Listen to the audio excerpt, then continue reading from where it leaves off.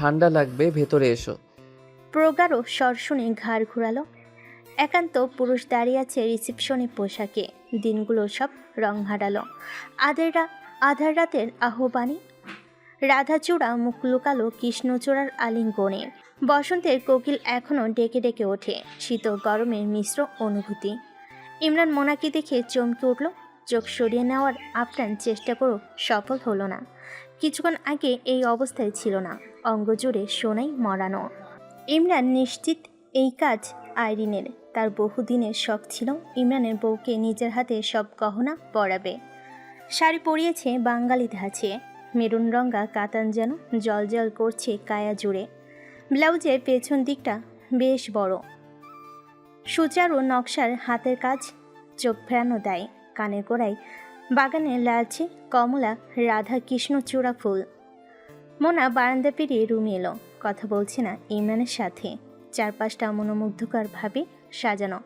সহসা ইচ্ছে করলো সব রাগ মনোপীড়া ভুলে খানিকটা প্রশান্তি আগলে নিতে। ইমরান শান্ত স্বরে বলল, আজ রাগ না করলে হয় না? মোনা ঘাড় কাত করে সাই জানালো।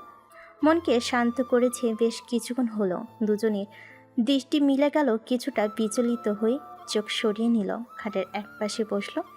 ইমরানের দিকে তাকিয়ে বলল, চেঞ্জ করে আসুন। করতেই হবে? এভাবে থাকবেন? কেমন লাগছে বললে না যে? তোমার দেয়া স্যুট পরলাম তো। হ্যান্ডসাম লাগছে। শব্দ করে হেসে বলল, সে কথা তো প্রতিনিয়ত বলে সান্ত্বনা দাও। নারী পুরুষের সৌন্দর্য আটকায় না। আপনার কাছে হ্যান্ডসামের মানে কি শুধুই আউটলুক? নারী আটকায় প্রিয় মানুষটার দায়িত্ববোধে, স্নেহে, যত্নে এবং ভালোবাসায়। আমি তো অনুভূতিহীন বলেই সবাই জানে। কখনো বলেছি? মুখে প্রকাশ করা হয়নি হয়তো। এত কথা বোঝেন, এটুকু বোঝেন না কি চাই? বেশি বোঝাতে চাইলে যদি ভুল বুঝে বসে থাকো। বুঝিয়েই দেখুন। ইমরান হেসে উঠে দাঁড়িয়েছে। কাবাট খুলে মোনার দিকে তাকালো। পরিচিত দৃষ্টি। মোনা জানে কেন তাকিয়েছে। মুচকি হেসে বলল, কালো পাঞ্জাবিটা পরুন। পাঞ্জাবি হাতে নিয়ে ঈষৎ হেসে ফ্রেশ হতে চলে গেল। টাওয়ালে চুল মুছে রুমে এসে দেখল মোনা গহনা খুলছে। পাশে বসে প্রশ্ন করল, হেল্প করব? মোনা কান থেকে হাত সরাতেই কানের দুল খুলে দিল সযতনে। ভারী দুলে কান জোড়া লাল হলো। গলার সিধার খুলে দিল। মেরুন শাড়ির রংটা যেন আলোড়ন তুলেছে কন্যার গায়ে। এরই মাঝে গহনা কোমরে, সোনার কোমর বন্ধনী। প্রতিটি গহনা সযতনে খুলতে সক্ষম হয়েছে ইমরান। একেবারে জমিদার গিন্নি। ইমরানের মা দাদির গহনা সব আইরিনের কাছে যেটুকু সংরক্ষণে ছিল দেখে চিনে নিয়েছে। মোনা নাকের ছোট্ট নলকটা খুলতে যাবে। ইমরান বাধা দিয়ে বলল, এটা কি ব্যথা দিচ্ছে? না। তবে এটা খুলো না প্লিজ। মোনা হাত সরিয়ে নিল নাকের উপর থেকে। প্রশ্ন করলো, কেন? এভাবে কখনো নলকে কাউকে দেখিনি। চোখ ফেরাতে পারছি না। তোমাকে আজ সত্যি জমিদার গিন্নি লাগছে। মোনা মুখে হাত দিয়ে হেসে বলে, আমি তো তাই। কি করবেন এখন? ঘুমাবেন না? আর একটু দেখি। মোনা লজ্জা পেয়ে মাথা নত করল। পরবর্তীতে বলে উঠল, ইমরান সাহেব, হুম। আপনি বেবি পছন্দ করেন? ইমরানের ঠোঁটের কার্নিশে হাসি, চোখে মুখে উল্লাস নিয়ে বলল, অনেক। ইনফ্যাক্ট আমি চাই যে বাড়িতে অনেক বেবি থাকুক। মোনা মাথা নিয়ে বলল। আমাকে তো একবারও বলেননি। ইমরান না বুঝে উত্তর দিল, বলে কি লাভ? এত বেবি কোথায় পাবো? বেশ কিছুদিনের মধ্যে অবশ্য আরেকটা বেবি আসবে। সামান্তার বেবি হলে 3টা হবে, তাই না? ইতু, ঈশান আর সামান্তার বেবি। সোহানকে বিয়ে করিয়ে দিই, কি বলো? তবে 4টা বেবি পাবো। মোনা মাথা তুলে হতভম্ব হয়ে ইমরানের দিকে তাকালো। কি বোঝালো আর কি বুঝলো? ইমরান তখনও নিষ্ক্রিয়। সম্বিত পেয়ে মোনার দিকে সহসা তাকিয়ে দেখল মোনার অবাক হওয়া দৃষ্টি। অকমরসাৎ কিছু মনে হতে ইমরান বাক্য ভুলে গিয়েছে। পরিস্থিতি বুঝে সামলে নিতে বলে উঠল, তুমি কি কোনোভাবে খালাম্মা আর ফুপুর কথার জেরে এসব ভাবছো? মোনা মাথা নেড়ে বলল, না, সবাই বলে আপনি বেবি পছন্দ করেন, তাই বললাম। ও আচ্ছা, শুয়ে পড়ো। মোনার চুলে খোপা করবে ইমরান বাধা দিয়ে বলল। ছেড়ে রাখো, তোমার চুলের গন্ধ খুব সুন্দর। আনত হলো রমণীর লাজুক মুখ। খাটে পা তুলে বসল। ইমরান তখন ধীর গলেই বলল, মোনালিসা, হুম। আমাকে বেবি দিবে? এতটা দিন তেমন লজ্জায় পেল না, অথচ আজ সব লজ্জা একসাথে ভর করেছে। মোনা তো ভেবেছে ইমরান তখন কথাটা বুঝতেই পারেনি। মোনার কথার প্রতি উত্তর সেই মুহূর্তে দিল, হয়তো লজ্জা রানী ভর করতো না। প্রসঙ্গ বদলে ফেলার পর এমন কথা শুনে মোনা মাথায় তুলতে পারল না। শাড়ির আঁচলে কোনা আঙ্গুলে পেঁচিয়ে একবার প্যাঁচ দিচ্ছে, পরের বার খুলছে। ইমরান দু অধর চেপে হাসছে, মুখখানা স্বাভাবিক করে বলল, আজ কি রুমের চারপাশে লজ্জাদের আনাগোনা বেড়েছে? মোনা চোখ তুলে তাকাতেই চোকাচুকি হলো, কৌতূহল দৃষ্টি। নীরবতা ভেঙে মোনা বলল, আমি তো বারণ করিনি। সময় নিতে চাও না? দুপাশে মাথা নাড়ে রমণী।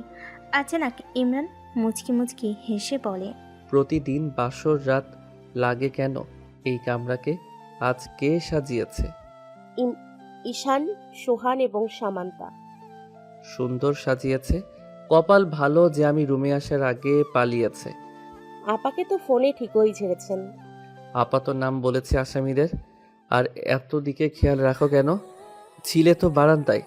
যেভাবে গলা ছেড়েছিলেন রাখতে হয়, মানুষগুলো আমার। মোনা খাট থেকে নেমে বলল, ইমরান সাহেব, আবহাওয়াটা সুন্দর, ছাদে যেতে চাই। মোনার কাছ থেকে মিনিট খানেক সময় চেয়ে ঘড়ির দিকে তাকে বারান্দায় গিয়ে ফোন দিল কাকে যেন। এসে মোনাকে বলল, ছাদেই যাবে নাকি বাইরে যাবে? এত রাতে? যেতে চাও কি না বলো। মোনা খুশিতে মাথা ঝাঁকি দিয়ে বলল, চাই। আমাকে সময় দিন, শাড়িটা পাল্টে নিই। ফিরবো না তো আমরা আজ। চেঞ্জের প্রয়োজন নেই। আমি তোমাকে এভাবেই চাই আজ রাতে। মোনা বিস্মিত হয়ে বলল, যাচ্ছি কোথায়? ইমরান হেসে বলল, চলো আগে। পেছনে আঁচল টেনে দিল মোনার। গাড়ির চাবি নিয়ে রুম লক করে দিল। বাড়ির দরজায় পেরোচ্ছে তখনই মুখোমুখি হলো খালা এবং আশফির স্ত্রী। খালা তো প্রশ্নই করে বসলো, বউ নিয়ে কই যাস বাপ এত রাতে? ইমরান লজ্জা পেল, নিজেকে সামলে বলল, খালা একটু কাজ পড়ে গিয়েছে, রাতে ফিরবো না, তোমরা শুয়ে পড়ো। আশফির স্ত্রী বলল, চাচা যান, এই অবস্থা যাবেন? চাচি যান তো শাড়ি চেঞ্জ করেনি, কোনো এমার্জেন্সি? খালা কথা বাড়াতে চাইল। আশফির স্ত্রী আন্দাজ করে বাধা দিল। বাড়ি থেকে বের হই গাড়িতে চুপচাপ বসলো। ইমরানের প্রাণোচ্ছলতা দেখছি মোনা। অজানা উদ্বেগ, কোথায় নিয়ে যাচ্ছি মানুষটা এত রাতে। গাড়ি যখন শুনশান রাস্তা ধরল, স্পিড তখন 120। মোনা ভয় পেয়ে ইমরানের হাত খামচে ধরল। ইমরানের চক্ষু স্থির সম্মুখে, মনে হয় যেন রেসে নেমেছে। চোখে মুখে অপরিচিত সাহস। মিনিট 20 মাথায় লোকালয়ে প্রবেশ করলো গাড়ি। আশপাশটা দেখে মনে হচ্ছে যেন সন্ধ্যা রাত। রাস্তাটা মনের অপরিচিত। বাড়ির দোকানগুলোর সাইনবোর্ডে দেখলো লেখা গুলিস্তান। ইমরান টানা 1 ঘন্টা গাড়ি চালিয়ে পড়ল। ভয় পেও না, তোমার ইমরান সাহেব এতটা অপটু নয় গাড়ি চালানোতে। বয়স পেরোলেও স্বভাব পেরোয়নি। 18 থেকে 20 বছর পর্যন্ত ঢাকার রাস্তার রাতগুলো জানে। রেসিংয়ে বিট করতে পারতো না কেউ ইমরানকে সেই সময়। পরিস্থিতি সময় বদলেছে, পরিবর্তন এনেছি নিজের মাঝে। মোনা নিষ্পলক চেয়ে আছে। মাঝে মাঝে মনে হয় মানুষটা বেশ চমৎকার। মোনা প্রশ্ন করল, আমরা কোথায় যাচ্ছি? ইমরান মোনার দিকে তাকিয়ে চোখের পলক ঝাপটে বলল। অজানায়। ইমরান হঠাৎ গেয়ে উঠল, আজ মন চেয়েছে আমি হারিয়ে যাব আমি তোমার সাথে। সে অঙ্গীকারে রাখি পরিয়ে দিতে কিছু সময় রেখো তোমার হাতে। মোনা চমকে গেল। ইমরানের দিকে খানিকটা এগিয়ে এসে ইমরানকে আগলে ধরে কাঁধে মাথা রাখল। কিভাবে যেন মানুষটা মনকে প্রফুল্ল করে দিল। ইমরান মুচকি হেসে বলল, আরেকটি গান শোনাই, আমার বেশ প্রিয় একটি গান। আমি যেমন দোষী, 1000টা দোষ করে তোমার মন খারাপের দায়ভার নেই, এই গানও তেমন দোষী, তবে আমার মন ভালো করার দায়ভার নেই। মানে? গানের নাম গুরুচণ্ডালী, সাধু ও চলিত ভাষার মিশ্রণ। জানোই তো বাংলা ভাষায় একে গুরুচণ্ডালী দোষ বলে। শুনবে? অবশ্যই। শোনো তবে, তোমাকে উৎসর্গ করলাম। এমন নিদানের দিনে বিনীত প্রার্থনা গো, লক্ষ কোটি ভুল আর ত্রুটি করিও মার্জনা গো, শোনাইব তোমারে আজ করেছি বাসনা গো, ঐরাবতের হৃদয় হতে ক্ষুদ্র এ রচনা। আমি কি করিব, কোথায় যাব, কোন সাধনে পাব গো? আর কত মুগ্ধ করবে মানুষটা। এতটা মোনা আশা করেনি। একটু করে যেন উপভোগ করছে জীবন। নতুনভাবে উন্মোচিত হচ্ছে জীবনের সুখ। এই ইমরান গোমরামুখ নয়। নিজেদের আজ পালিয়ে যাওয়া প্রেমিক যুগল মনে হচ্ছে, যারা পরিবারের চোখ ফাঁকি দিয়েছে, হারিয়ে যাচ্ছে অজানা আনন্দে। হুলুস থুলুস কাণ্ড বাঁধিয়ে দিয়েছে লঞ্চটাতে। কিছুক্ষণের মাঝেই স্যারের গাড়ি এসে পৌঁছাবে। লঞ্চ সাজিয়ে ফেলেছে ইতিমধ্যে। প্রোগ্রাম শেষ করে সজীব ঘাটে পৌঁছেছিল 10টায়। স্যারের গুরুত্বপূর্ণ কাজে এই লঞ্চ ব্যবহার করা হয়। ফোন বের করে বলার পর থেকে ইমরানের পার্সোনাল স্যুট নিজেদের মতো গুছিয়ে সাজিয়েছে লঞ্চে কর্মরত সকলে। সজীব শারিং এবং হেড ইঞ্জিনিয়ার তিনজনই ফুল হাতে বেরিয়ে এলো তাদের অভ্যর্থনা জানাতে। গাড়ি গুলিস্তান পেরিয়ে থেমেছে সদরঘাট লাঞ্চ টার্মিনালে। এত জায়গা থাকতে কিনা নিয়ে এলো বুড়িগঙ্গার পানি দেখাতে। ইমরান মোনার হাত ধরে এগিয়ে আসছে। মোনা হতবিহ্বল হয়ে প্রশ্ন করল, এত সুন্দর গান শুনিয়ে আপনি আমায় এই পচা পানি দেখাতে আনলেন ইমরান সাহেব? ইমরান এমন প্রশ্নে অবাক হয়ে হেসে দিল। ঠিকই তো, মোনা কি আর জানে এখানে নিয়ে আসার কারণ? হাতটা আরেকটু শক্ত করে ধরে হাসতে হাসতে বলল, তুমি কি জানো বুড়িগঙ্গা ঘিরে কত ইতিহাস? ধলেশ্বরী নদী থেকে উদ্ভূত। লেখকেরা কত গবেষণা করেছেন এই নদীর সৌন্দর্য নিয়ে। পৃথিবীর বড় বড় শহরের সভ্যতা গড়ে উঠেছে নদী সাগর ঘিরে। লন্ডন টেমসের তীরে, সুইডেন বাল্টিক সাগরের তীরে, ইতালি টাইবারের তীরে, এছাড়া আরও অনেক নদী, সাগর এবং সভ্যতা অতপ্রতভাবে জড়িত। গিরধর যোশী কি বলেছিলেন জানো? বলেছিলেন, যদি তুমি প্রবাহিত নদীর মতো উদ্দেশ্যহীন জীবনকে উপভোগ করতে শেখো, তবে তুমি বেঁচে থাকার শিল্প শিখেছ। এছাড়া নিহার রঞ্জন রায় তার বাঙালির ইতিহাস আদিপর্ব বইয়ে বুড়িগঙ্গার উৎপত্তি নিয়ে লিখেছেন। কত গুরুত্বপূর্ণ একটি নদী, আর তুমি এইভাবে বলছো? হ্যাঁ, মানছি কালের গর্ভে হারিয়ে যাচ্ছে, তা তো আমাদের দোষ, তাই না? আপনি যেখানেই যান ওখানকার ইতিহাস কি মুখস্থ করে ফেলেন? ইমরান খানিকটা হেসে বলে, জানার কি আর শেষ আছে রে পাগলি? যত জানবে তত শিখবে, আর এই শেখার মাঝেই জীবনের প্রকৃত সুখ খুঁজে পাবে। আচ্ছা বাদ দাও, গল্প শুনবে বুড়িগঙ্গার? মোনা মুখটা ফ্যাকাশে করে বলল। শুনছি, বলেন। ইমরান বলার আগে সজীব তার দলবল নিয়ে হাজির। ফুললে অভ্যর্থনা দিয়ে লঞ্চের ভেতর নিয়ে গেল ইমরান মোনা দম্পতিকে সকলে। নির্দেশ অনুযায়ী আজ রাতে লঞ্চ নদীর আশপাশটা ঘুরে দেখাবে। লঞ্চ সাজানো দেখে ইমরান মৃদু ধমকে বলল, এমন সাজানো কেন লঞ্চ? কার বিয়ে ছিল? বাকিরা ভয়ে থতমত খেয়ে গেল। সজীব বসের স্বভাব জেনে বলল, স্যার, কারো বিয়ে না, আমাদের লাঞ্চ প্রায় সাজানো থাকে, দূর থেকে দেখতে সুন্দর লাগে। এমন উত্তর ইমরানের মনোপুত হয়নি। সে জানে এই আয়োজন তার জন্য, তবু সে কথা বাড়েনি। সজীব এই সুযোগ নিয়ে এমন কথা বলেছে, স্যার ম্যাডামের সামনে কথা বাড়ানো যাবে না। ইমরানের আসল রূপ সহজে কারোর সামনে বের হয় না। দ্বিতীয় তলায় রুমের সামনে এসে বারান্দায় দাঁড়ালো দুজন। বাকিরা চলে গেল। টুকটাক নাস্তার ব্যবস্থা করেছে সজীব, রাতে খাবে না বলে আগে জানিয়েছে ইমরান। লঞ্চ চলতে শুরু করলো। ঝিরিঝিরি বাতাস মন ছুঁয়ে যাচ্ছে। বারান্দার কোল ঘেঁষে দাঁড়িয়ে মনে ইমরানের দিকে তাকিয়ে বলল, গল্প শোনান। শেষ করেননি তো তখন? ইমরানের মাথায় আসছে না কিসের গল্প। পরে মনে পড়াতে ভাবলো সেই ইতিহাস। যদি শোনায় মেয়েটা বিরক্ত হতে পারে। এমনিতেই বুড়িগঙ্গা দেখিয়ে নিশ্চিত মেজাজ চটে আছে, এর চেয়ে অন্য ইতিহাস শোনানো যাক বলল। বুড়িগঙ্গার গল্প? হুম। বুড়িগঙ্গার ইতিহাস শুনলে বিরক্ত হতে পারো।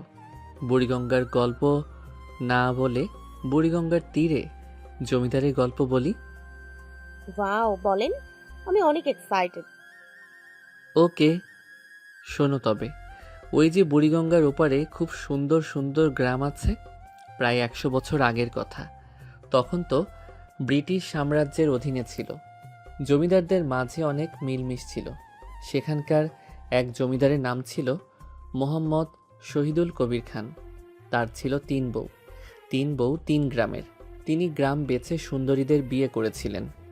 তার বড় বউয়ের ঘরে একটি ছেলে সন্তান, নাম সানোয়ার কবির খান, আর ছোট বউয়ের ঘরে একটি কন্যা সন্তান, নাম নাহার জাহান।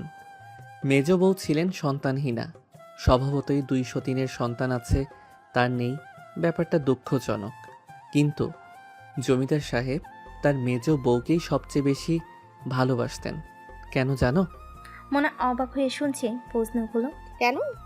কারণ মেজ বউ ছিল শান্ত স্বভাবের মিষ্টভাষী। তার বাবার আর্থিক অবস্থা বাকিদের চেয়ে অসচ্ছল থাকা সত্ত্বেও কোনো লোভ ছিল না তার, এবং সেই বউ রূপবতী তো ছিলেনই, সেই সাথে ছিলেন গুণবতী। জমিদার মশাইয়ের যখনই দুশ্চিন্তা হতো, কোনো সমস্যার সমাধান পেতেন না, মেজ বউয়ের ঘরে উপস্থিত হতেন। তার ধারণা অনুযায়ী তিনি মেজ বউয়ের মাঝে সুখ খুঁজে পেতেন। এই কাজ বাকি 2 বউয়ের দিনে দিন চক্ষুশূল হয়ে দাঁড়ালো। এছাড়া জমিদারের একটা সফট কর্নার তো ছিল। সবার পুত্রকন্যা আছে, অথচ মেজ বউ একেবারে একা। জমিদার সাহেব সঙ্গ দেওয়া তো ভুল নয়, তাই না? দিন যায়, কয়েক বছর পেরোয়, জমিদারের ছেলেমেয়েরা বড় হতে থাকে। জমিদার ব্যস্ত হয়ে পড়ে নিজের কাজে। তখনই সুসংবাদ আসে মেজ বউয়ের সন্তান হবে। এই সংবাদ পেয়ে জমিদার খুশিতে আত্মহারা। জমিদার বাড়িতে নেমে আসে খুশির জোয়ার। দুঃখের সংবাদ হলো, বাকি 2 বউয়ের মনে হিংসার আগুন জ্বলে উঠল। তারা কোনোভাবেই এই সন্তানকে দুনিয়ার মুখ দেখতে দিবে না। এতে জমিদারের সম্পদ যে 3 ভাগ হয়ে যাবে। বিভিন্নভাবে কৌশলে হত্যার চেষ্টা করে সেই সন্তানকে। প্রতিবারের মতো বিফল হয়। 10 মাস পর মেজ বউ জন্ম দেয় তার পুত্র সন্তান শফিক কবির খানকে। জমিদার 2 বউয়ের দুরভিসন্ধি বুঝতে পেরে নতুন বাড়িতে রাখে স্ত্রী পুত্রকে। অনেক বছর পেরিয়ে যায়। জমিদার পরপারে পাড়ি জমায়। এরপর পুত্র শফিক মাকে নিয়ে একা থাকত। বাবার অল্প কিছু রাজকার্য পেল, বাকি সব অন্য পক্ষের ভাইয়ের দখলে। শফিকের চরিত্রে মুগ্ধ হয়ে অন্য গ্রামের জমিদার তার কন্যাকে বিয়ে দেন। সেই কন্যার প্রতি চোখ ছিল তার বড় ভাইয়ের। শফিক একটু বোকা স্বভাবের হলেও তার বুদ্ধিমতী স্ত্রীর সুবুদ্ধিতে স্বামী এবং শাশুড়িকে নিয়ে বাবার সহায়তায় গ্রাম ছেড়ে শহরে চলে আসে। বড় ভাই সানোয়ার কবির খান তাদের সুস্থভাবে থাকতে বাধা দিচ্ছিলেন গ্রামে। বাংলার রাজধানী তখন কলকাতা। এরপর থেকে নতুন জীবন শুরু, তাদের ঘর সংসার শুরু। তাদের ঘরে পুত্র কন্যা হলো। শফিক কবির খানের ঘরে 2 কন্যা ও 3 পুত্র হয়। দেশভাগের পর ঢাকা আসে। এরপর ঢাকাতে তাদের বাণিজ্য শুরু হয়। তার জ্যেষ্ঠ পুত্রের ঘরে জন্মগ্রহণ করে এক কন্যা ও 2 পুত্র। কন্যা ছিল রূপে গুণে মহীয়সী, আর জ্যেষ্ঠ পুত্র সে তো মহাগুণী ব্যক্তি, বেশ বিখ্যাত। তুমি চেনো তাকে? নাম শুনবে? মোনা উচ্ছ্বাসিত হয়ে হাতে তালি দিয়ে বলল, ওয়াও, আমি চিনি। আল্লাহ, আমার কি খুশি লাগছে। কি নাম? বিফিকে তাদহনিক জমিদার ইমারান শরীফু খান। 2 অধর আলগা করা বদনে জল দিয়ে ঝুলে গেল মিনহাজ কোনার। মোনার মনে হলো পুরো গল্পটাই একটা ঢপ ছিল। বুড়িগঙ্গা থেকে জমিদার, জমিদার থেকে কলকাতা, এরপর ঢাকা, এরপর ব্যবসা, এখন বলে আধুনিক জমিদার।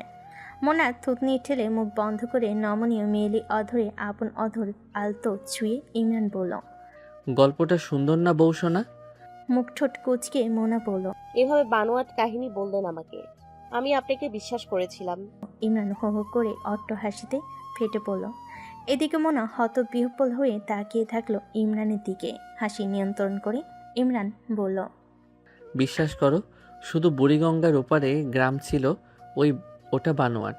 কিন্তু সত্যি হলো, শহীদুল কবির খান আমার পরদাদা, শফিক কবির খান আমার দাদা, এবং তার জ্যেষ্ঠ পুত্র শাহাদাত শরীফ খান আমার বাবা, আর আমি ইমরান শরীফ খান।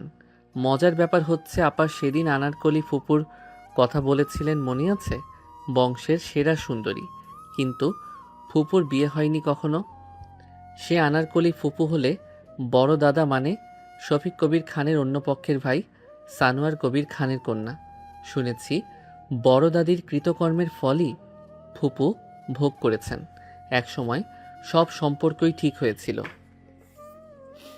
ততদিনে তো সবাই পরপারে পাড়ি দিয়েছেন। তার মানে আপনি সত্যিই জামিনদার ছিলেন? বলতে পারো, কিন্তু আমি নিজের কষ্টের টাকায় জমিদার। আমার বাবা পর্যন্ত বেশিরভাগই তাদের বংশীয় সম্পদ ছিল। আমি কারো টাকাই হইনি। মোনা ভাবনায় হারালো। উপন্যাসের মতো মোনাও জমিদার বউ হয়ে গেল। ব্যাপারটা বেশ বিস্ময়কর। অকস্মাৎ নদীর ঢেউ বড় হলো, বাতাসের তীব্রতা বেড়ে গেল, বৃষ্টি শুরু হলো। ইমরান তাড়া দিল কেবিনে প্রবেশের জন্য। কেবিনে ঢুকেই দুজন চমকালো। কেবিনও সাজানো ফুলে। মোনা না পেরে হেসে দিল। ইমরান চুপচাপ বসে পরপর দুপাশে মাথা নেড়ে ঠোঁট চেপে হেসে বলে, আজ পুরো জগৎ চাচ্ছে ইমরানের ঘরে পূর্ণিমা আসুক। কি একটা অবস্থা! যেখানেই যাই রুম সাজানো। না, এভাবে কি আর অপেক্ষা করা যায়? মোনা ঘাবড়ে গিয়ে বলল, এখানে কি? আমরা কতক্ষণই বা থাকবো এখানে? আমি এক কাপড়ে বেরিয়েছি ইমরান সাহেব। ইমরান মোনার হাত ধরে উঠিয়ে কেবিনের কাবার্ড খুলে কোমর জড়িয়ে ধরল। মোনার মেয়েলি কাঁধে থুতনি রেখে বলল, এটা আপনার স্বামীর ব্যক্তিগত কামরা। এখানে সব রকমের নিরাপত্তা আছে ইনশাল্লাহ। যেখানেই আপনার স্বামীর অস্তিত্ব থাকবে সেই সব জায়গা আপনার জন্য স্বয়ংক্রিয়ভাবে নিজের ঘর হয়ে যাবে। দেখুন, প্রতিটি চেম্বারে আপনার জন্য শাড়ি, জামা ও বিভিন্ন রকম পোশাকে সজ্জিত। আপনাকে নিয়ে নদীতে একটি রাত কাটানোর ইচ্ছে অনেক আগের। চমকে দেওয়ার পরিকল্পনা করেছিলাম, তাই কিছু পোশাক এনে রেখেছি, কিন্তু ভাবিনি আজ রাতেই সেই সুযোগ পেয়ে যাব। দুশ্চিন্তার কি আর কোনো কারণ আছে? মোনা আনত মাথা নেড়ে সম্মতি জানালো। ইমরান পাজাকোলা করে তুলে নিল সিও নারীকে। বিছানায় বসে নিচে মেঝেতে বসে পড়ল। মোনার পা হাঁটুতে নিতেই পা সরিয়ে নিতে চাইল মোনা। সরাবে না? পকেট থেকে একটি সোনার পায়েল বের করে রমণীর পায়ে পরিয়ে দিল। মোনা পায়েলের দিকে তাকিয়ে বলল, আরেকটা গিফট। যতবার ইমরান মোনালিসাকে নিজের করে গ্রহণ করবে ততবার মোনালিসা সম্মানিত হবে। মোনা চেয়ে আছে স্বামীর দিকে। হঠাৎ অদ্ভুত এক প্রশ্ন মাথায় এলো। করে ফেল। এভাবে কি কাকুনকেও ভালোবেসেছিলেন? আচমকা এমন প্রশ্নে মোনার দিকে তীক্ষ্ণ দৃষ্টি নিক্ষেপ করলো। ইমরানের চোখ দেখে মোনার মনে হলো রেগে গিয়ে ধমকাবে, তবে তা না করে নির্লিপ্ত উত্তর ইমরানের। সেই সুযোগ কাকুন দেয়নি আমাকে। সত্যি বলতে, প্রেম যখন করেছিলাম ওকে সব এক্সপেন্সিভ শপিং করে দিতাম। টাকা টুকটাক থাকতো পকেটে তখন। বাবার টাকা, পকেট গরম। ওর পছন্দ অন্যরকম, যা আমার পছন্দ হতো না। তাই নিজ থেকে পছন্দ করে ওকে কিছু কিনে দেওয়া হয়নি। দিলে ওর পছন্দ হতো না। বিয়ের পর তো আমার অভাবের সংসার ওর ভালো লাগেনি। আর রইল ভালোবাসার প্রশ্ন। ও আমার ভালোবাসার 100 ভাগের 10 ভাগও পায়নি। তবে যতটুকু পেয়েছে তার শক্তি কতটা জানি না। তা পাওয়ার জন্যই মরিয়া হয়ে উঠেছিল পুনরায়। তার চাক্ষুষ সাক্ষী তো স্বয়ং মোনালিসা, তাই নয় কি? সেটা ওর দুর্ভাগ্য বলা যায়। আর আমি? ইমরান শব্দ করে হেসে উঠল। ঈশান এসেছিল দুর্ঘটনাবশত, আর ঐশান আসবে তোমার আমার সম্মতিতে। এছাড়া ইমরান নিজের সব কিছু উজাড় করে দিতে পারে এই রমণীর জন্য। তবে বুঝে নাও কতটা ভালোবাসি। মোনা চমকে প্রশ্ন করল, ঔশানকে? আমার জুনিয়র মোনালিসা। মোনা লজ্জা পেয়ে বলল, নাম কখন ঠিক করলেন? আল্লাহ আল্লাহ, আপনি এত দূর ভাবলেন? যদি জুনিয়র ইমরান আসে? আসলে আসবে, আবার চেষ্টা চলবে। আমার ঔশান চাই, ছোট্ট মিষ্টি পাখির ছানা। উড়ে উড়ে বেড়াবে, কিচিরমিচির করবে, আর কি লাগে জীবনে। হাতে গোলাপের পাপড়ি নিয়ে মোনা দেখছে।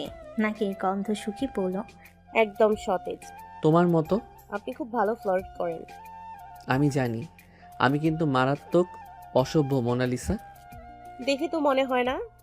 ইমরান মোনার মুখের কাছাকাছি এসে ধীর গলায় বলল, তুমি জানো না কতটা। উপর নিচ মাথায় ঝাঁকায় ইমরান পত্নী। ইমরান পরনের পাঞ্জাবি খুলতে খুলতে বলে, মোনালিসা, গরম লাগছে না?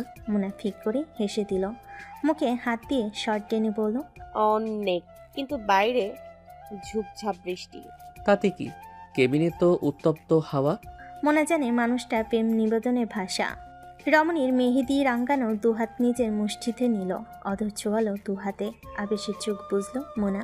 ইমরান ঠোঁট ছোয়ালো মোনার সুন্দর আঁখিতে। মাথায় থাকা আধা ঘুমটা খুলে দিল, খোপায় কাটায় টান দিল। ঘাড় বেয়ে নেমে এলো কেশরাশি। রাধা চূড়াগুলো চুল থেকে খুলে নিল, নাক গুজল চুলে, চোখ বুজে আওড়ালো নির্মলেন্দু গুণের বিখ্যাত কবিতা। শুধু একবার তোমাকে ছোবো, ওই আনন্দে কেটে যাবে সহস্র জীবন। শুধু তোমাকে একবার ছোবো, তারপর হব ইতিহাস। অসংখ্য আদুরে উষ্ণ পরশে সিক্ত মোনার গলা ঘাড়, মোনার ক্ষত শুকনো বুক পেট নমনীয় অধর আজ অধরাবৃত প্রিয় পুরুষের স্পর্শ। ভালোবাসে সিক্ত কায়া। এই স্পর্শ অপরিচিত নয়, তবু ভালোবাসার পুরুষের প্রতিটি স্পর্শ প্রতিবার নব্য অনুভূতি জাগায়। স্থির ইমরানের অস্থিরতায় মোনা মিটিমিটি হাসছে। ইমরানের সব রূপে মোনা প্রেমে পড়ে যায়। কাতানের আঁচল সরিয়ে ইমরান বলে উঠল, ঠিক বলেছ, শাড়িটা বদলানো উচিত ছিল। এত ভারী কেন এই শাড়ি? প্রচণ্ড বিরক্ত করছে। মোনা হাসছে অধৈর্য পুরুষের কথা শুনে। পুরুষালী গলা জড়িয়ে ধরে মোনা বলল, ভালোবাসি ইমরান সাহেব। মোনার অধরে আলতো অধর ছুঁয়ে ইমরান হেসে উত্তর দেয়, মোনালিসার অতৃপ্ত হৃদয় পরিতৃপ্তি পাওয়া অবধি ভালোবেসে যেতে চাই। ইমরানের সবটুকু সত্তা দিয়ে ভালোবাসি বউ সোনা। মোনালিসা চোখের পলক ঝাপটে খিলখিল করে হাসছে, দুহাত বাড়িয়ে দিল সামনে। ইমরান ওষ্ঠ ছোয়ালো।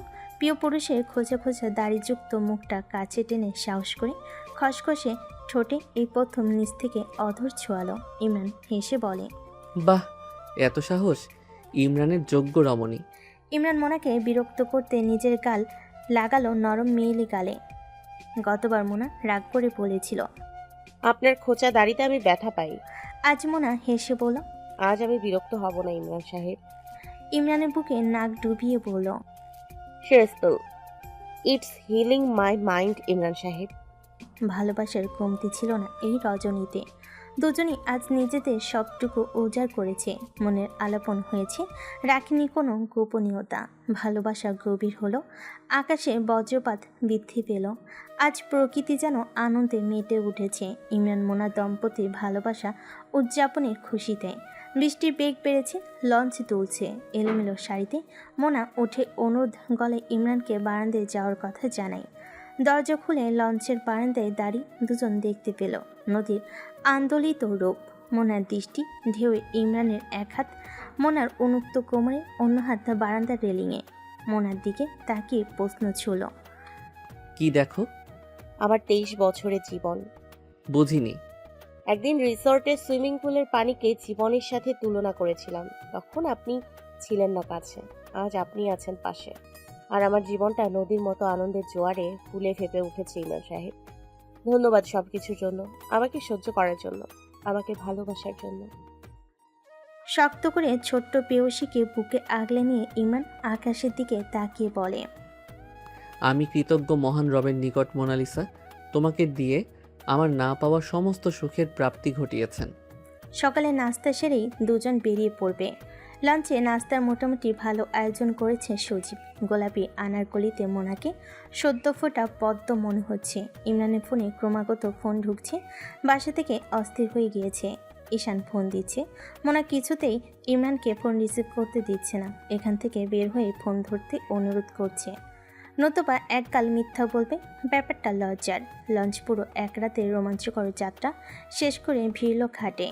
নাস্তা শেষে পাটাতন বেয়ে টার্মিনাল ছেড়ে গাড়ির কাছে চলে এলো ইমরান, মোনা, যুগল। সজীবের সাথে টুকটাক আলোচনা করে ইমরান গাড়িতে ওঠার আগে ওষ্ঠা খেলো পাথরের সাথে। গাড়ির ডোর ধরে দাঁড়িয়ে পড়লো। বাকিরা ছুটে আসতেই হাত দিয়ে থামিয়ে পড়ল। আমি ঠিক আছি। মোনা ধরে প্রশ্ন করলো, ইটের টুকরোটা বেশ বড় ছিল, ব্যথা পেয়েছেন? না না, ঠিক আছে, গাড়িতে বসো। সকালে কাজ থেকে বিদায় নিয়ে গাড়ি সদরঘাট ছাড়ল। আশেপাশে তীক্ষ্ণ নজর রাখলো, কিছু একটা মনের মাঝে খচখচ করছে আজ। সকালে অনাকাঙ্ক্ষিত মেল পেল। বেস্ট অফ লাক মিস্টার খান। সেই থেকে মনের মাঝে সন্দেহ কাজ করছে, কিছুটা উচ্চাটন, চিন্তা নিপীড়ন মন। অনেক সময় মস্তিষ্ক ভুল সিগন্যালও দেয়। ঝামেলা হওয়ার সম্ভাবনা আপাতত কম। যখনই ব্যবস্থা সজীব করে ফেলেছে, মনের মন বাইরে। জানালার ওপাশে শহুরে জীবনের রোজকার রুটিন, কষ্ট, দৈন্যতা সবটা সূক্ষ্মভাবে পর্যবেক্ষণে নিজেকে ব্যস্ত রাখছে। কত জীবন, কত নিয়ম, কত বেরঙের জীবনে কত গাথা রচিত হয় এই শহুরে পিচঢালা রাস্তার মাঝে। কত সুখ দুঃখের সাক্ষী এই নগরী। পুনরায় কল ঢুকলো ইমরানের ফোনে। মনার দিকে তাকাতেই বুঝলো রিসিভ করুন। ইমরান ফোন রিসিভ করতেই শুনতে পেল ছেলের উদ্বিগ্ন কণ্ঠ।